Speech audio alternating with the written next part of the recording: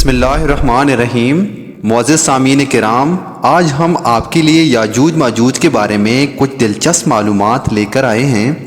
جن کا تذکرہ قرآن مجید میں بھی آیا ہے، جن کو حضرت ذوالقرنین علیہ السلام نے ایک دیوار کے پیچھے قید کر دیا ہوا ہے، لیکن وہ نکلیں گے کیسے، کب اور کہاں سے؟ جانیے ان کے متعلق کچھ دلچسپ و عجیب معلومات۔ یاجوج ماجوج حضرت نوح علیہ السلام کے تیسرے بیٹے یافس کی اولاد میں سے ہیں۔ یہ انسانی نسل کے دو بڑے وحشی قبیلے گزر چکے ہیں جو اپنے ارد گرد رہنے والوں پر بہت ظلم اور زیادتیاں کرتے تھے اور انسانی بستیاں تک تاراج کر دیتے تھے۔ قرآن مجید کے آیات، تورات کے مطالب اور تاریخی شواہد سے معلوم ہوتا ہے کہ یہ لوگ شمال مشرقی ایشیا میں زندگی بسر کرتے تھے اور اپنے وحشیانہ حملوں کے نتیجے میں ایشیا کے جنوبی اور مغربی علاقوں میں مصیبت برپا کرتے تھے۔ بعض تاریخ دانوں نے ان کے رہائشی علاقے کو ماسکو اور توبل سیک کے آس پاس بتلایا ہے، اور بعض کا خیال ہے کہ یاجوج ماجوج کے شہر تبت اور چین سے بحر منجمد شمالی تک اور مغرب میں ترکستان تک پھیلے ہوئے تھے۔ حضرت ذوالقرنین علیہ السلام کے زمانے میں یاجوج ماجوج کے حملے وبال جان بن گئے تھے۔ ان کی روک تھام کے لیے ذوالقرنین علیہ السلام نے پہاڑوں کے مابین اونچی اور مضبوط سد یعنی دیوار تعمیر فرمائی۔ ذوالقرنین علیہ السلام اور سد ذوالقرنین علیہ السلام کا ذکر قرآن کریم کے سورۃ الکہف میں موجود ہے۔ ابھی ہم جانیں گے جس ذوالقرنین کا قرآن میں ذکر ہے، تاریخی طور پر وہ کون شخص ہے۔ تاریخ کے مشہور شخصیتوں میں یہ داستان کس پر منطبق ہوتی ہے، اس سلسلے میں مفسرین کے درمیان اختلاف ہے۔ تاریخ کی کتابوں کے مطالعے کے بعد لوگوں نے ذوالقرنین کی شخصیت اور سد ذوالقرنین سے متعلق مختلف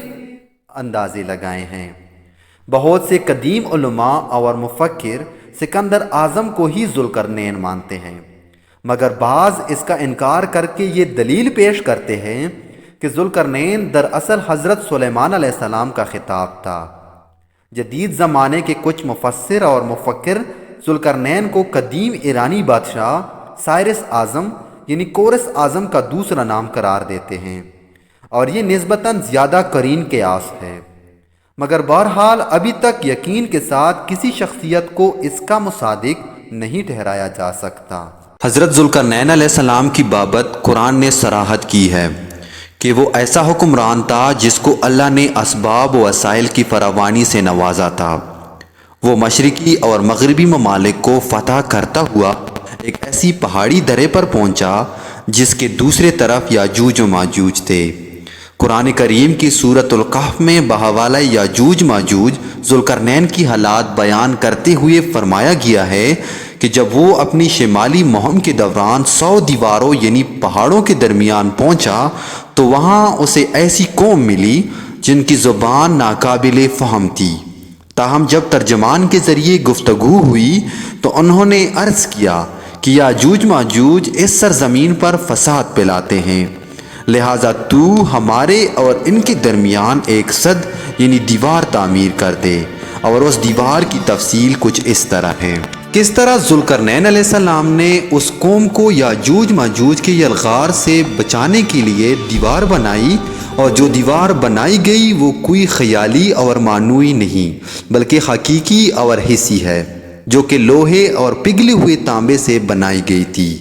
جس سے وقتی طور پر یاجوج ماجوج کا فتنہ دب گیا۔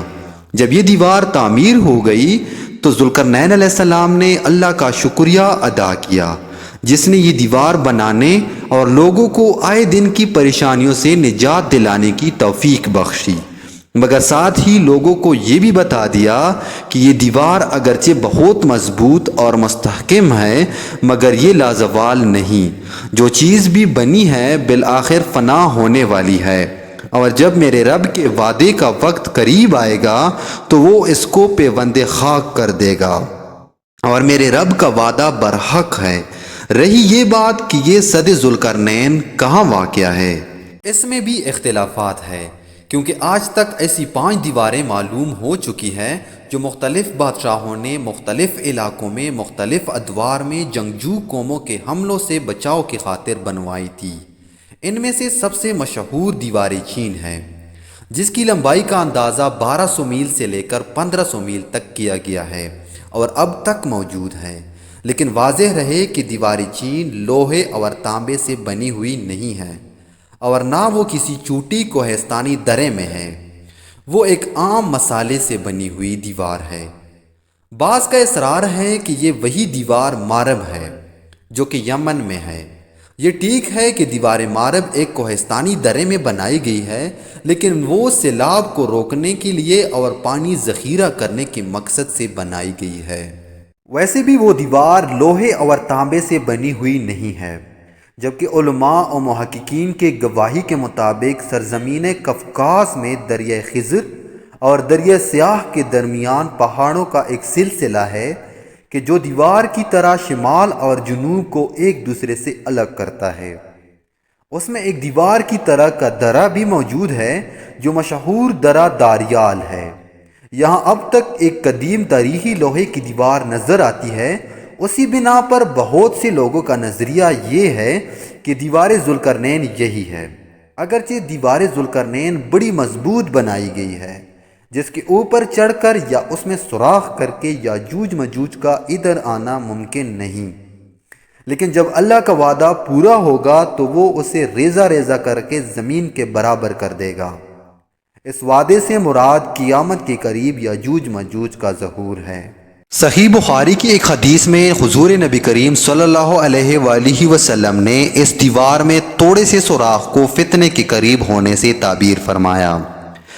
ایک اور حدیث میں آتا ہے کہ یاجوج ماجوج ہر روز اس دیوار کو کودتے ہیں اور پھر کل کے لیے چھوڑ دیتے ہیں، لیکن جب اللہ کے ہاں ان کے خروج کا وقت آئے گا تو پھر وہ کہیں گے کہ کل انشاءاللہ اس کو کودیں گے، اور پھر وہ دوسرے دن وہ اس سے نکلنے میں کامیاب ہو جائیں گے اور زمین میں فساد پھیلائیں گے، یعنی انسانوں کو بھی کانے سے گریز نہیں کریں گے۔ تو اللہ تعالیٰ کی طرف سے حضرت عیسیٰ علیہ السلام کو حکم ہوگا کہ وہ مسلمانوں کو طور کی طرف جمع کر لے، کیونکہ یاجوج ماجوج کا مقابلہ کسی کی بس میں نہ ہوگا۔ حضرت عیسیٰ علیہ السلام اور ان کے ساتھی اس وقت ایسے جگہ کھڑے ہوں گے جہاں غذا کی سخت قلت ہوگی۔ پھر لوگوں کی درخواست پر حضرت عیسیٰ علیہ السلام یاجوج ماجوج کے لیے بد دعا فرمائیں گے۔ پھر اللہ تعالیٰ ان کی گردنوں اور کانوں میں کیڑا پیدا کر دے گا جو بعد میں پوڑا بن جائے گا، جس کے پٹنے سے یہ ہلاک ہونا شروع ہو جائیں گے، سب کے سب مر جائیں گے، ان کی لاشوں سے ایک بالش زمین بھی خالی نہ ہوگی اور ہر طرف ان کی لاشوں کی گندی بو پھیل جائے گی۔ پھر عیسیٰ ابن مریم علیہ السلام دعا کریں گے تو اللہ جل شانہ اونٹ کے گردن برابر پرندے بھیجیں گے جو ان کی لاشوں کو اٹھا کر جانے کہاں پھینک دیں گے۔ پھر ایک بارش ہوگی جس سے کل زمین صاف شفاف ہو جائے گی اور ہر طرف ہریالی و خوشحالی ہوگی۔